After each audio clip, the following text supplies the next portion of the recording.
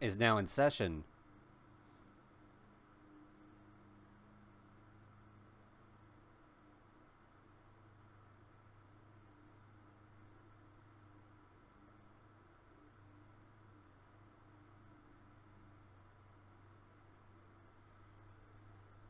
All rise.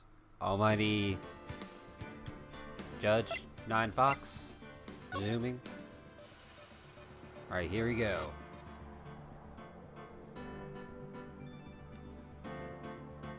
Here we go. Episode 1. The first turnabout.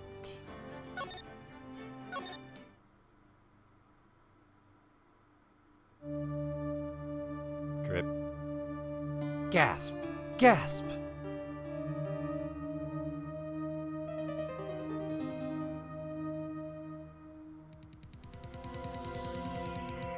Damn it! Why me? I can't get caught. Not like this. I've gotta find someone. Wait a minute, I wasn't done reading that. Someone like him. I'll make it look like he did it. August 3rd, 9:47 a.m. District Court, Defendant, Lobby 2.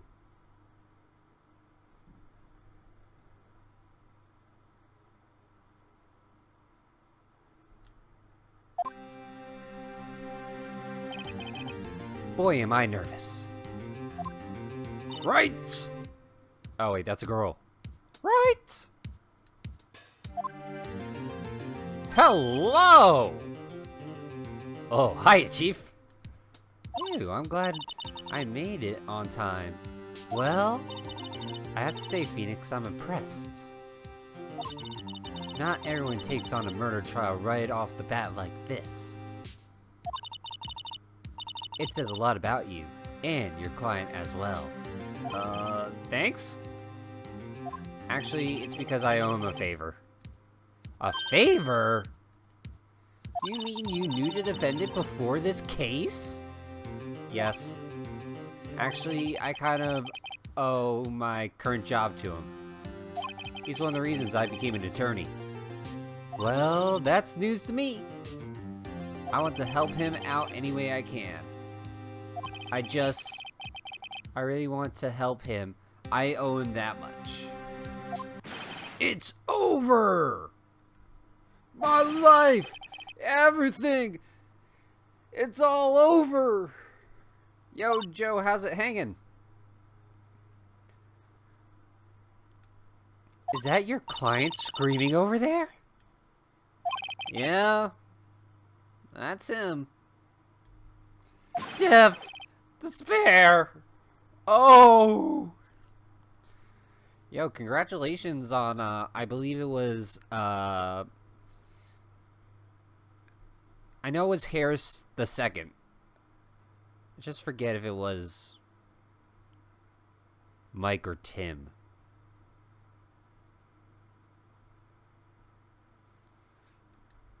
I'm gonna do it! I'm gonna die!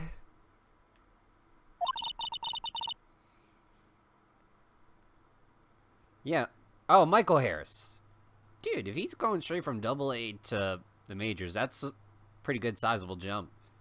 And he has to be doing a lot of things right. It sounds like he wants to die.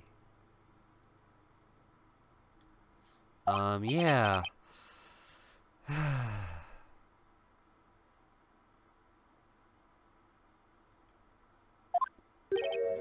Yo, that is the hope of every prospect.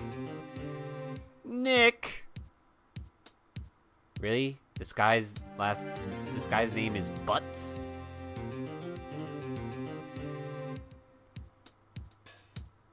Well...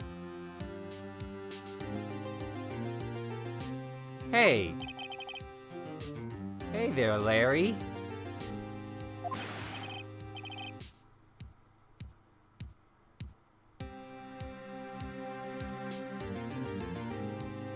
Yeah, dude, I'm so guilty. Tell them I'm guilty. Give me the death sentence. I ain't afraid to die. What? What's wrong, Larry? Oh, it's all over. I'm finished. Finished. I can't live in a world without her. I can't. Who? Who took her away from me, Nick?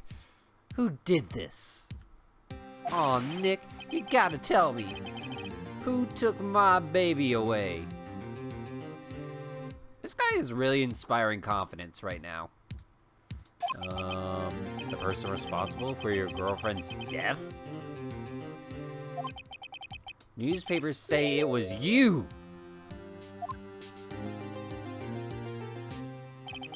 My name is Phoenix Wright. Here's the story. My first case is a fairly simple one. Not the ketchup. A young woman was killed in her apartment. The guy they arrested was the unlucky sap dating her. Larry Butts, my best friend since grade school.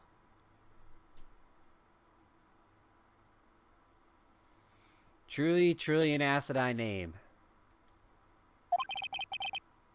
Our school had a saying, when something smells, it's usually the butts. In 23 years I've known him, it's usually been true. He has a knack for getting himself in trouble. One thing I can say though, it's usually not his fault. He just has terrible luck. But I know better than anyone that he's a good guy at heart. And that I owe him one, which is why I took the case to clear his name. And that is just what I'm gonna do.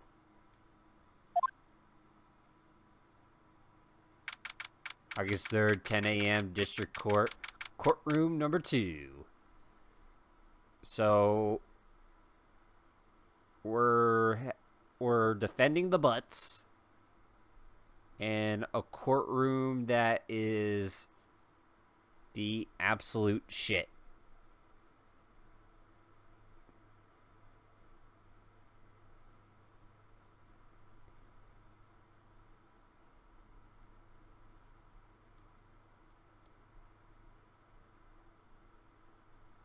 I don't know how to put this any better.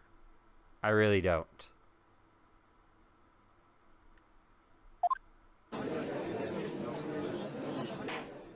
Court is now in session for the trial of Mr. Larry Butts. Prosecution is ready, Your Honor. The, defense is ready, Your Honor. Ahem. Mr. Wright. This is your first trial, is it not? Yes, Your Honor. I'm, a little nervous. Your conduct during this trial will decide the fate of your client. Murder is a serious charge. For your client's sake, I hope you can control your nerves.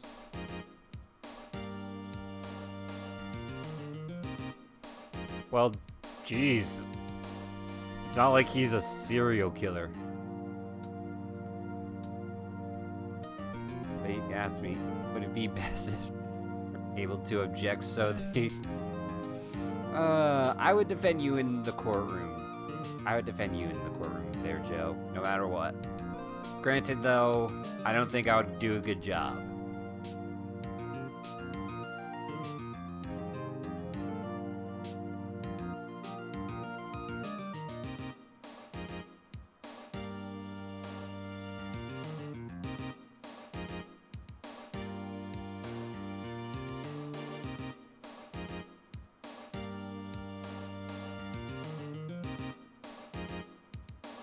Alright. Thanks, thank you, Your Honor.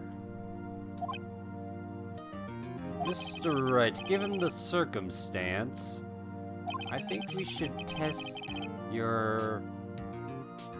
test to ascertain your readiness.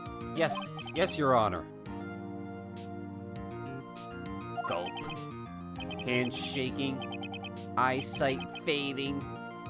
The test will consist of a few simple questions. Answer them clearly and concisely. Please state the name of the defendant in this case. Larry Butts. The defendant, well, that's Larry Butts, Your Honor. Correct. Just keep your wits about you and you'll do fine. Next question. This is a murder trial. Tell me the victim's name. Phew, I know this one. Glad I read the case report cover to cover so many times. Wait, oh. No way, I forgot. I'm drawing a total blank here. Phoenix, are you absolutely sure you're up to this? Ooh, they are. And they'll meet Keishi. Dude.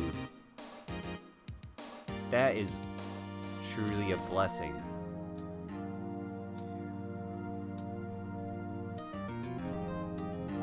You don't even know the victim's name. Oh, the victim? Oh, of course I know the victim's name. I just forgot temporarily. I think I feel a migraine coming on. Look, the victim's name is listed in the court records. Just press tab to check it at any time.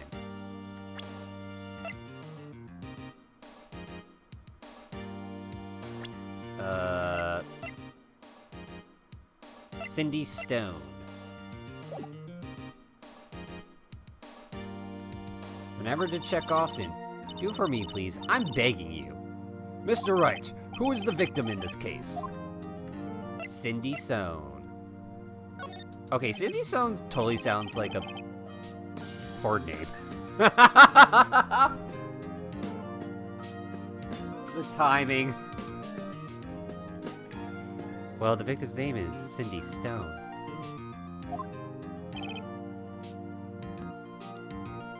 Correct.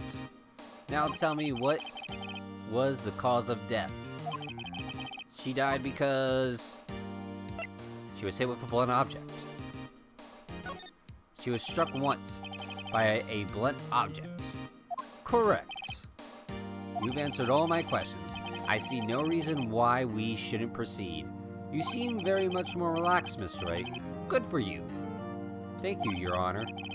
Because I don't feel relaxed, that's for sure.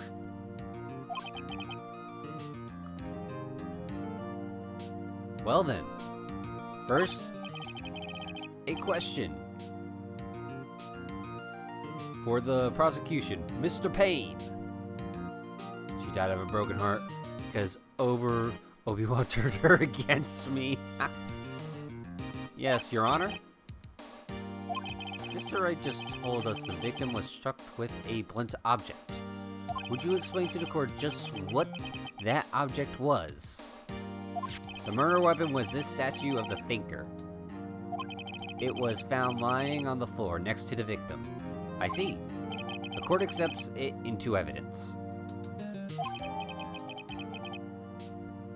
Right. Be sure to pay attention to any evidence added during the trial. That evidence is the only ammunition you have in court. Not unless I bring in a gun. Use tab to check the court records frequently. Mr. Payne, the prosecution may call its first witness. The prosecution calls the defendant, Mr. Butts, to the stand. Chief, what do I do now?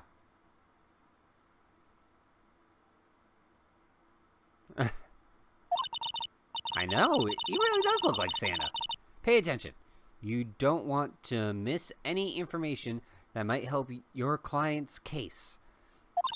You'll get the chance to respond to the prosecution later, so be ready. Let's just hope he doesn't say anything unfortunate. We're screwed. Oh, Larry gets excited easily. This could be bad.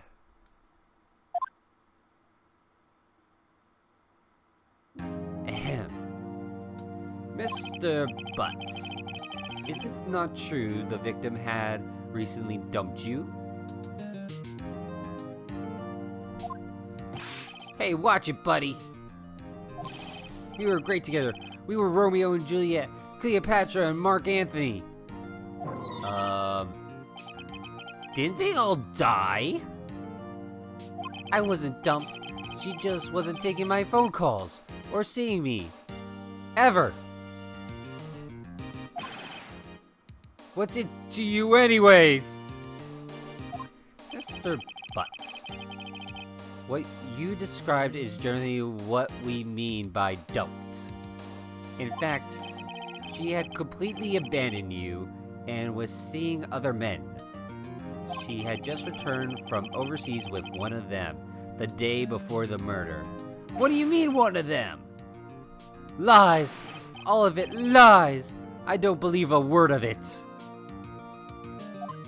Your Honor, the victim's passport. According to this, she was in Paris until the day before she died. This is really a tough case. Indeed, she appears to have returned the day before the murder. Dude, no way! The victim was a model, but did not have a large income. It appears she had several sugar daddies. Sugar daddies? I mean, daddies? Sugar? Yes, older men who gave her money and gifts.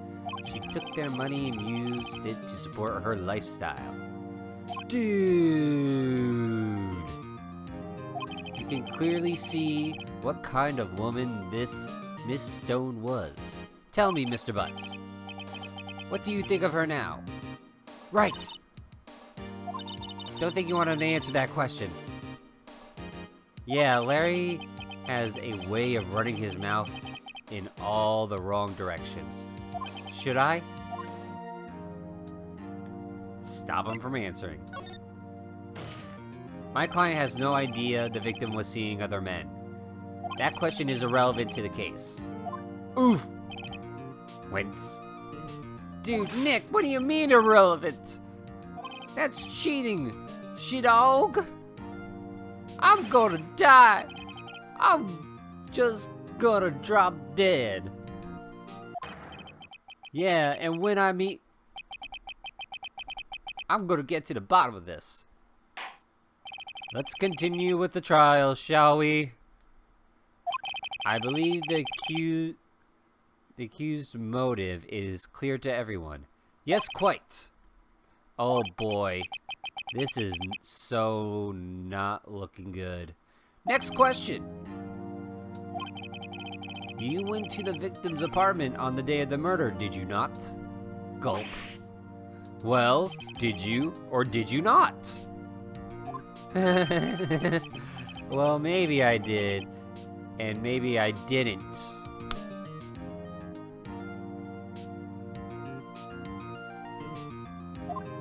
Oh no, he went. What do I do?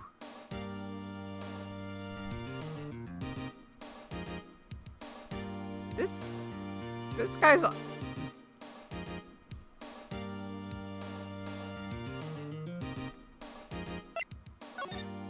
I'll send him a signal. Lie like a dog. Well, see, it's like this. I don't remember.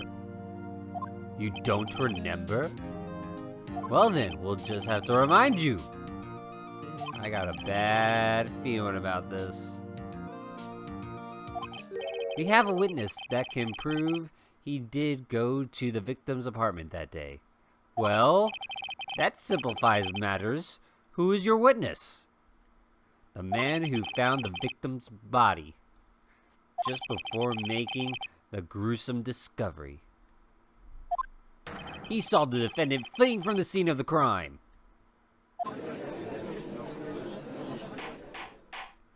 Order! Order in the court!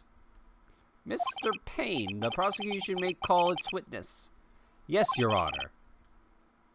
This is bad. On the day of the murder, my witness was selling newspapers at the victim's building. Please bring Mr. Frank Swahit. to the stand.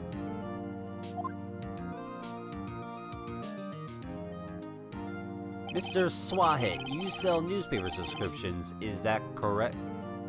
This is correct. Oh yes, newspapers, yes. Mr. Swahit, you may proceed with your testimony. Please tell the court what you saw the day of the murder. Witness testimony.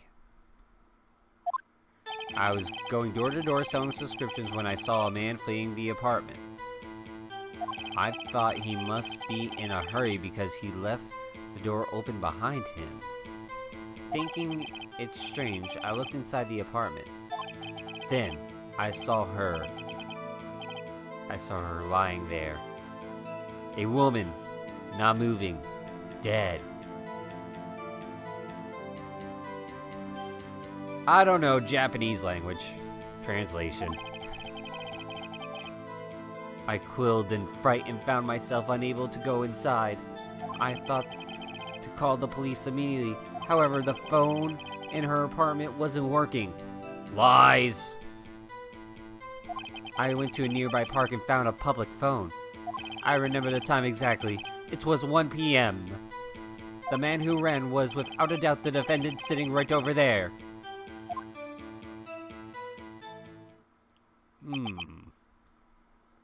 Larry, why didn't you tell the truth? I can't defend you against a testimony like that. I do. Incidentally, why wasn't the phone in the victim's apartment working?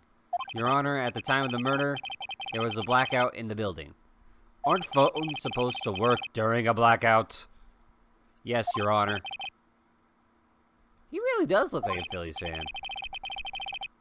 If anything, he looks more like a Marlins fan. He has like that slight tint to him.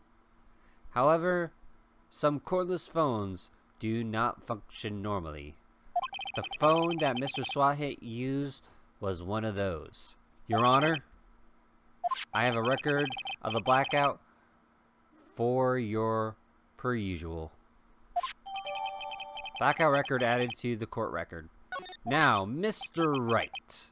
Yes, Your Honor. You may begin your cross-examination. Cross-examination, Your Honor? Alright, Wright. This is it. The real deal. What exactly am I supposed to do? Why, you exposed the lies in the testimony the witness just gave. Lies? What? Was he lying? Telling sweet little lies? Your client is innocent. Right. I did not, Phoenix. And how are you doing? Then that witness must have lied in his testimony. Or is your client really guilty? How do I prove he's not? You hold the key. It's in the evidence. Compare the witness's testimony to the evidence you have in hand. There's bound to be a contradiction in there. First, find the contradiction in the court records and the witness's testimony. Then, once you've found the contradicting evidence, present it and rub it in the witness's face. Okay. Open the court records tab, then point out contradiction in the testimony.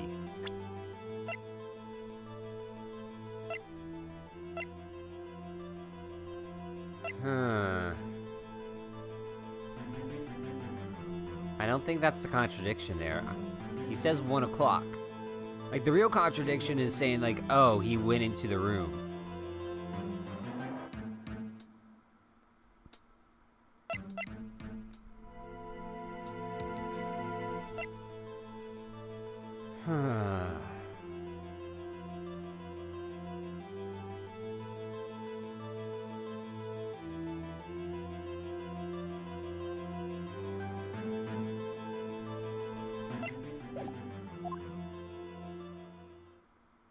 Here we go, boys. I was going door to door selling newspaper subscriptions when I saw the man fled the apartment. I thought he must be in a hurry because he left the door open behind him. Thinking it's strange, I looked inside the apartment. Then I saw a woman there. Then I saw her lying there. A woman, not moving, dead. I quilted in fright and found myself unable to go inside. I thought to call the police. However, the phone in her apartment wasn't working. See, that's the...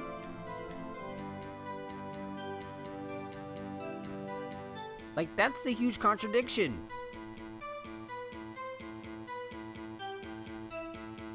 I went to a nearby park and found a public phone. Derek went to Japan just... some young woman over the head of a statue and leave. Yep, I just chose somebody random. I went on OkCupid, went into the passport tab, and just clicked somebody. I totally didn't do that. I remember the time exactly. It was 1 p.m.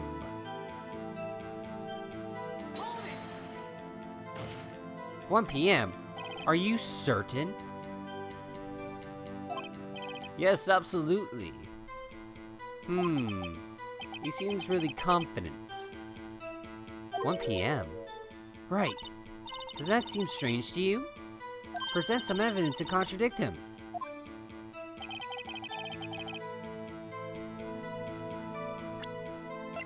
Time of death. Time of death is way off. I know, I should have tried the sushi. Better yet, I should have gone to America Town.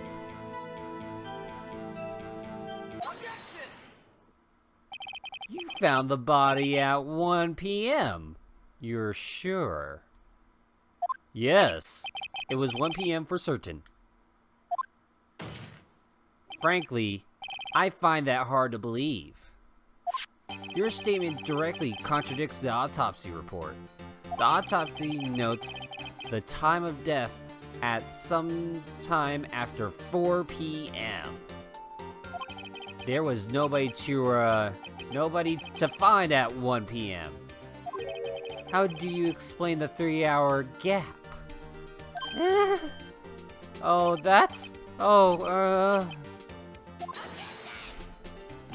This is trivial. The witness merely forgot the time. After his testimony, I find that hard to believe. Mr. Swahit, why were you so certain that you found the body at 1 p.m.? Gee, that's a really good question. Great job, Wright. Way to put him on the spot. That's all you have to do. Point out the contradictions. Lies always beget more lies. See through one, and their whole story starts to fall apart.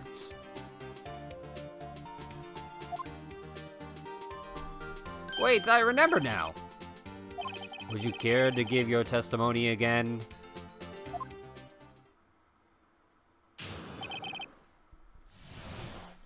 Alright, here we go.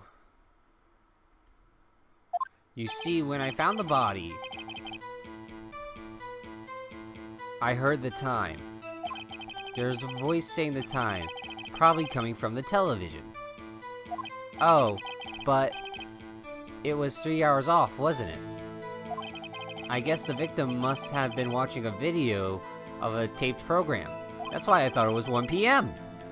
Terribly sorry about the misunderstanding. I see.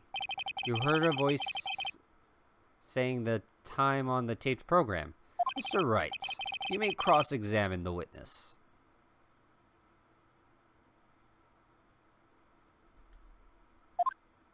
Right? You know what to do. I've got this one.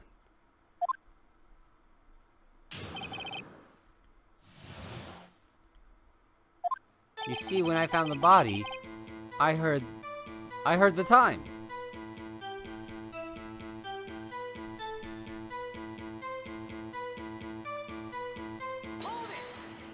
You said heard, not saw.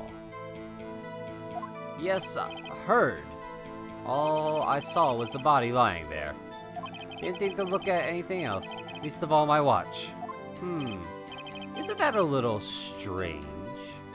So you're saying you heard something. But if you were so shocked by the body, you wouldn't hear anything at all. The witness did say he actually heard the time. This is a ludicrous suggestion to suggest that he wouldn't hear the time. I have to agree with the prosecution. Witness, continue your testimony. There was a voice saying it was probably coming from the television.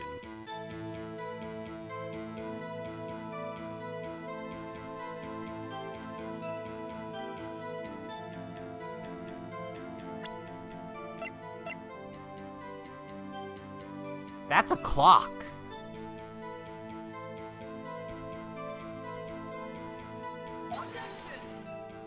The evidence clearly reveals the contradiction in that statement, Your Honor.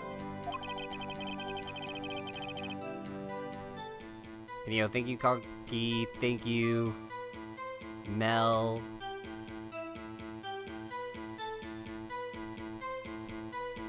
I don't know, maybe she was trying to watch baseball, and unfortunately, Apple TV blocked her out.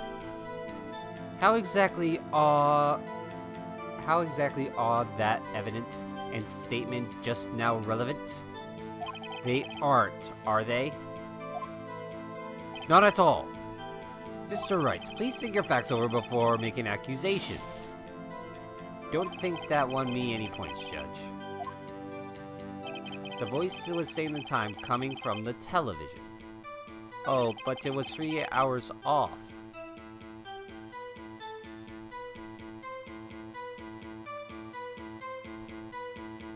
Guess the victim must have been watching a videotape program. That's why I thought it was 1 p.m.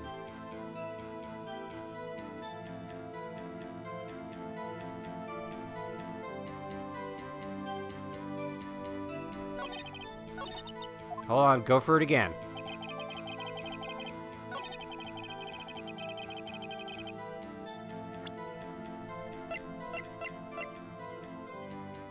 Electricity to the building was... By Joe. You've done it. Hold it right there. The prosecution said there was a blackout at the time of this discovery.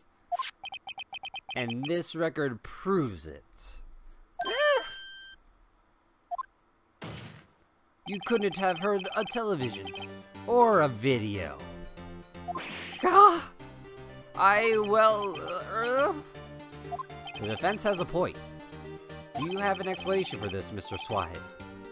No, I find it quite puzzling myself, quite. Wait, I remember now. Mr. Swahid? The court would prefer to hear an accurate testimony from the very beginning.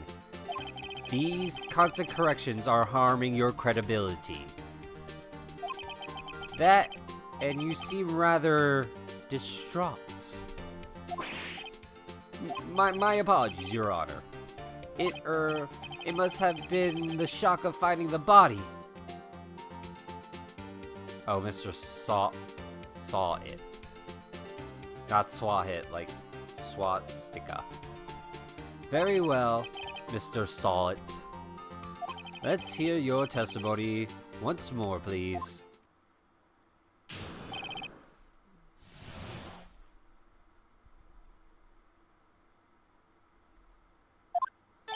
Actually, I didn't hear the time.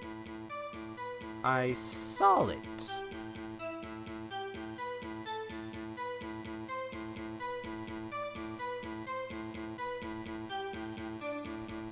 There was a table clock in the apartment, wasn't there? Yeah, the murder weapon. The killer used it to hit the victim. It must have been what I saw. You saw a clock. I guess that would explain it. The defense may cross-examine the witness. Gladly.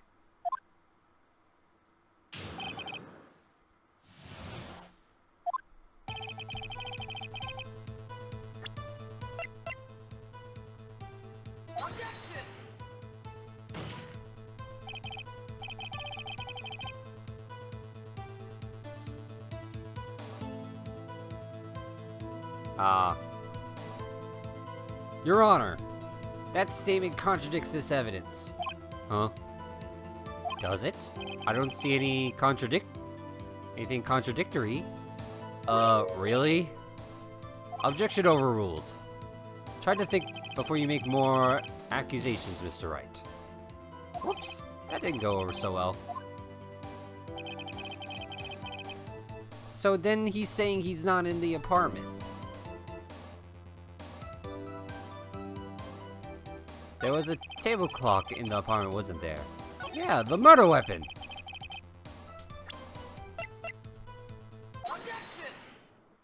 Wait just a moment. The murder weapon wasn't a clock. It was this statue. Now, how is that supposed to be a clock? What? You, with your objections and your evidence, just who do you think you are? Just answer the question, Mr. Saw It. Hey, I saw it. Ah! I saw it there, okay? It's a clock. Your Honor, if I may. Yes, Mr. Payne.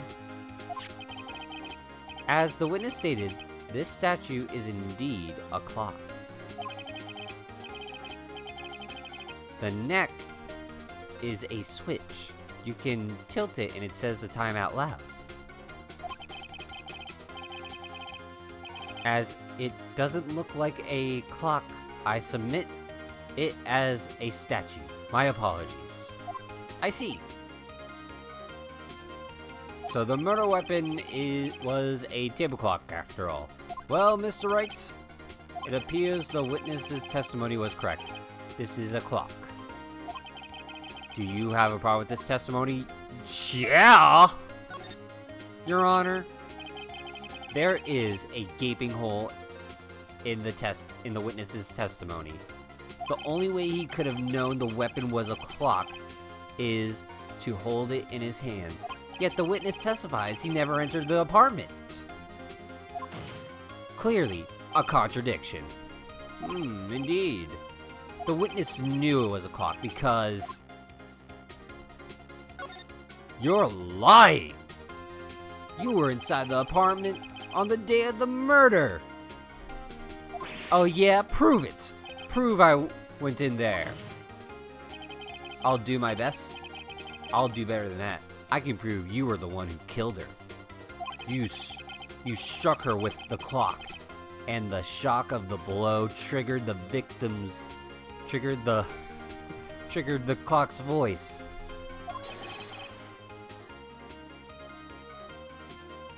That was the sound you heard. Order in the court?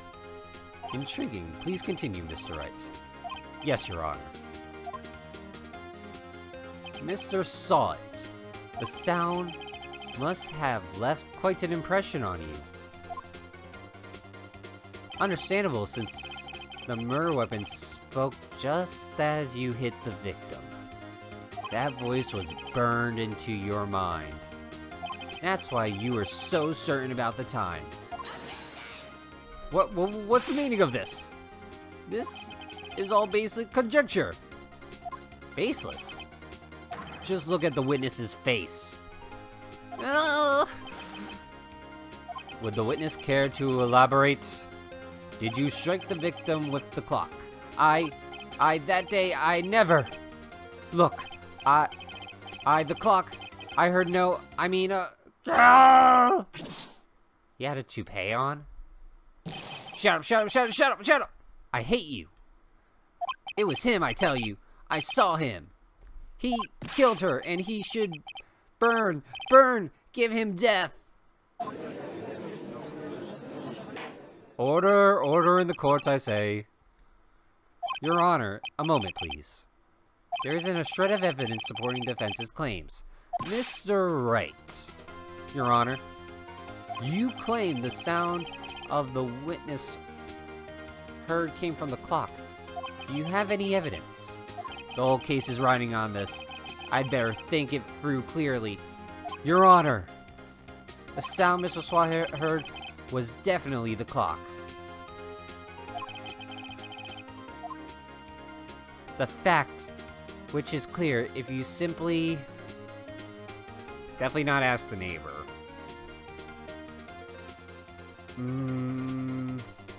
Try sounding the clock? Let's sound the clock now, here in court. Your Honor, may I have the clock? I ask the court to listen very carefully. Beep. I think it's 8:25. That certainly is a strange way to announce a time. Well, he is a thinker, after all. So, we've heard the clock. What are your conclusions, Mr. Wright? Mr. Payne, can you tell me what time it is now? It's 11:25. Eh! As you can see, this clock is exactly 3 hours slow. Precisely the discrepancy between what Mr. Sawit heard and the actual time of death. So, Mr. Swahit, try to talk your way out of this one. Ha! Ha! Ha! You forget one thing. Uh-oh. What's he talking about now? It may seem like the clock is running 3 hours slow. It proves nothing. How do you know it was running 3 hours slow on the day of the murder? If you can't prove that, you don't have a case. He's right. How am I going to prove that? Damn it. I was so close. Mr. Wright, it seems you lack critical evidence to support your claim. Yes, Your Honor. This means I cannot let you indicate the witness. Unfortunately, this ends the cross-examination of Mr. Frank Sawit.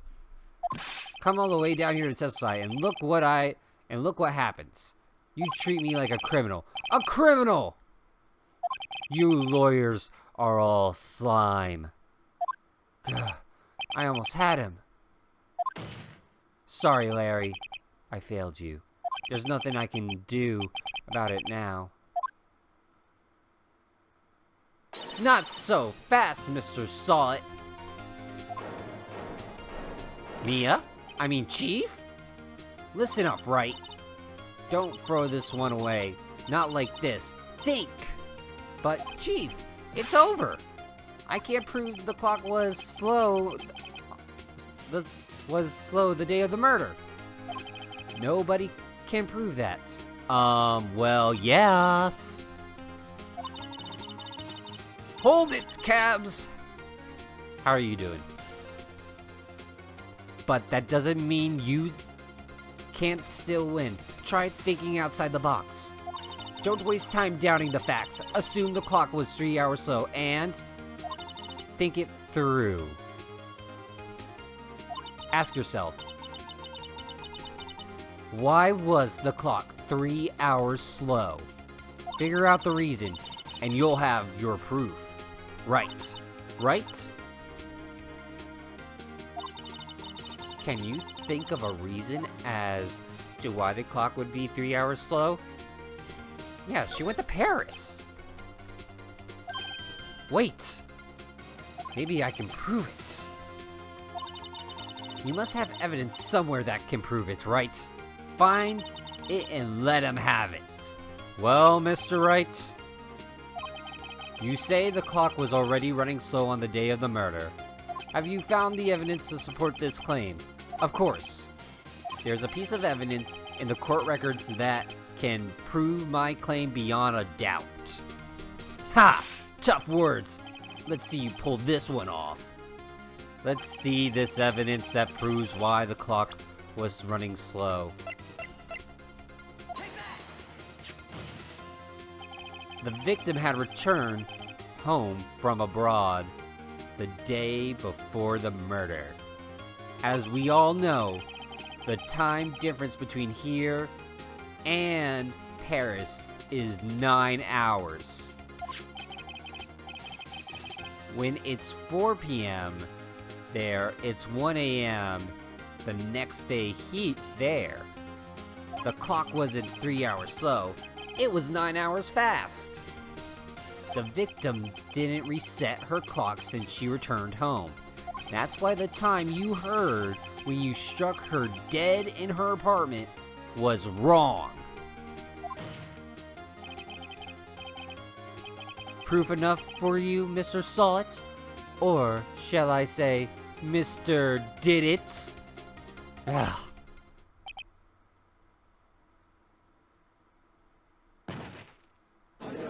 Man down. Order, order, I say. Well, this case has certainly turned out differently than we all expected. Mr. Payne, you're a witness. He was arrested and has been taken away, Your Honor. Very well. Mr. Wright? Yes, Your Honor? I have to say, I'm impressed. Yo, it's all good. I watched, I believe it was Secret Agent Steve. He was playing a little bit of this and it's like, shoot, I should play some of that. It looks really nice. Don't think I've ever seen someone complete a defense so quickly and find the true culprit at the same time. Thank you, Your Honor. At this point, this is only a formality, but this court finds the defendant, Mr. Larry Butts, not guilty. Dude, this court has confetti. And with that, this court is adjourned. Get me my Captain Crunch. Butt crunch. It turns out that Mr. Swahit was a common burglar. Yo, Kenny, how's it going? He posed as a newspaper salesman to check and see when people were out of the house. That day, when Larry went to her apartment, the victim was at home. After he left, Mr. Swahit let himself in to do his dirty work. While he was searching her place, the victim returned. Flustered, Mr. Swahit grabbed the nearest blunt object he could find. I'm doing pretty alright. I won't lie, it's been a crazy-ass week.